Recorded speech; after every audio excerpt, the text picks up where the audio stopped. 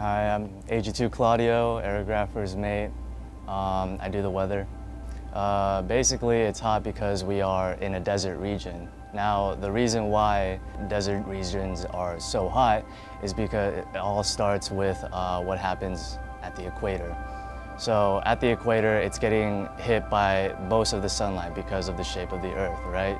And all that heat is causing that area on the equator, the water on the equator, to evaporate, and which turns the air right above the water warm and moist. Now, that warm and moist air, because of its density, is going to rise. As it rises in the atmosphere, the lower pressure and the cooler temperatures are going to cause that warm, moist air to expand and the water vapor in that air to condense, producing clouds. After the clouds are formed, if the clouds are big enough, it'll rain out. So it'll expend all that moisture in those clouds, and all the moisture will be gone. But the air is still there. It will become warm-ish, but it won't have any moisture.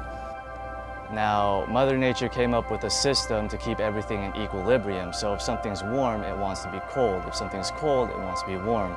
So that warm air that we were talking earlier, with all the moisture that has left it, will move north towards cooler latitudes, up to 30 degrees north or 30 degrees south, whichever direction, and it will cool. And as it cools, still no moisture, it'll drop down towards the earth, and that's just where we are right now, is where that cool-ish, moistureless air is.